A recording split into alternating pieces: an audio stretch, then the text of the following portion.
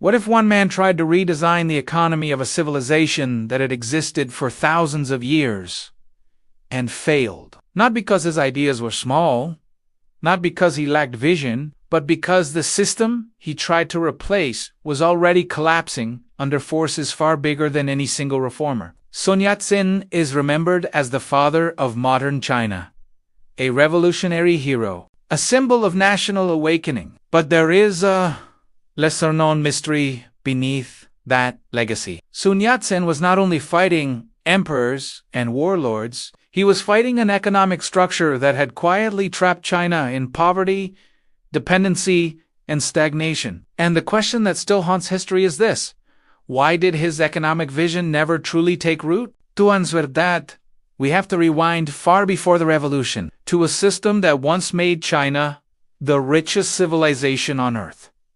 Setting the stage, an empire and its economy. For centuries, Imperial China was an economic giant. It produced silk, tea, porcelain, iron, and agricultural surpluses that fed tens of millions. Its tax system was stable. Its bureaucracy was vast and disciplined. Its economy was deeply agrarian, local, and inward-looking.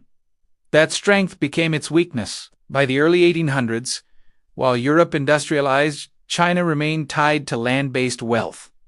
Commerce was distrusted, private capital was restrained, innovation was controlled rather than unleashed. Then came the shock. Western powers arrived with gunboats, trade demands, and financial leverage. The Opium Wars forced China into unequal treaties. Silver flowed out.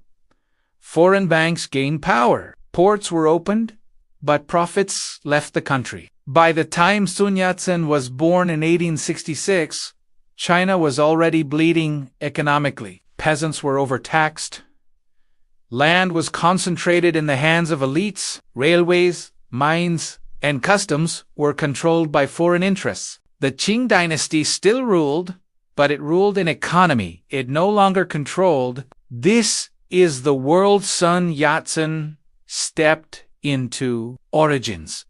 A doctor with dangerous ideas, Sun Yat-sen did not begin as a revolutionary. He trained as a medical doctor. He studied in Hawaii and Hong Kong.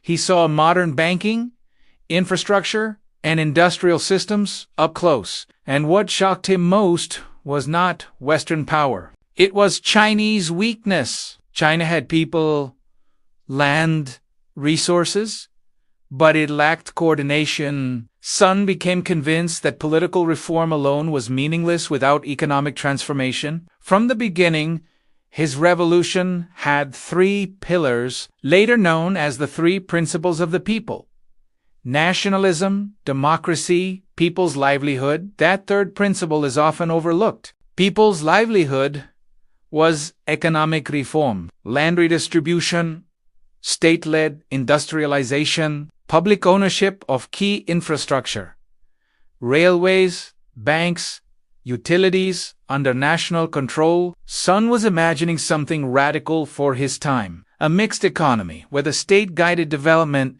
not foreign powers or feudal landlords. But ideas are cheap. Power is not rise. Revolution without an economy. In 1911, the Qing dynasty collapsed. The revolution succeeded faster than anyone expected. The emperor, China became a republic.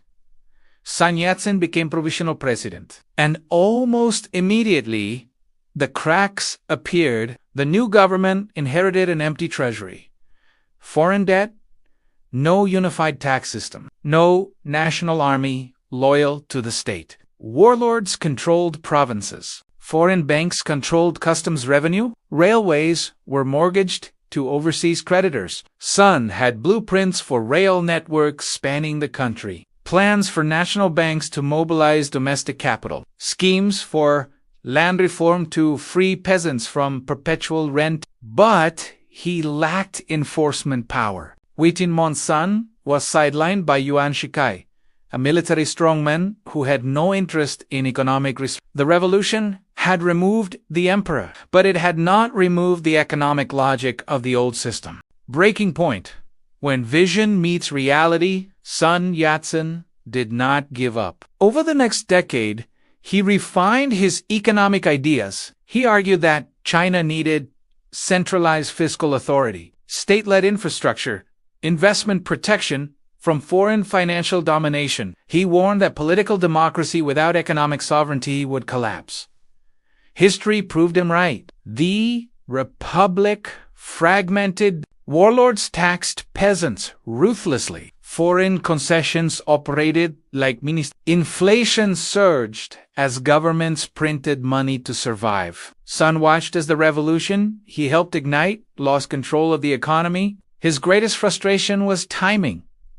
China needed reform quickly, but reform required stability, and stability required reform. It was a trap. Fallout.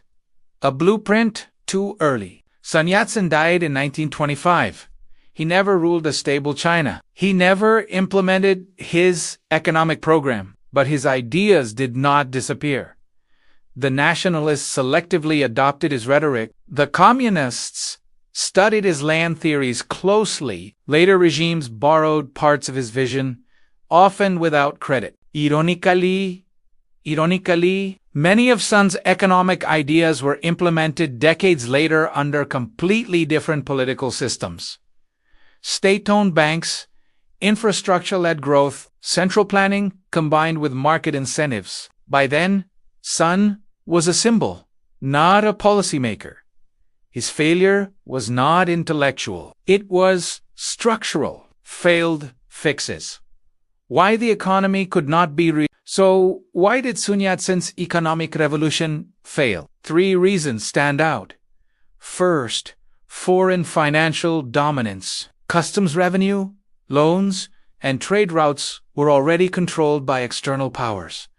Any reform threatened international interests. Second, internal fragmentation. China was not one economy. It was dozens of regional systems ruled by force. Third, absence of institutional capacity. There were no national banks strong enough, no tax authority unified enough, no military loyal enough. Sun tried to redesign an economy without a state strong enough to enforce it. That mismatch doomed the project. Modern parallels.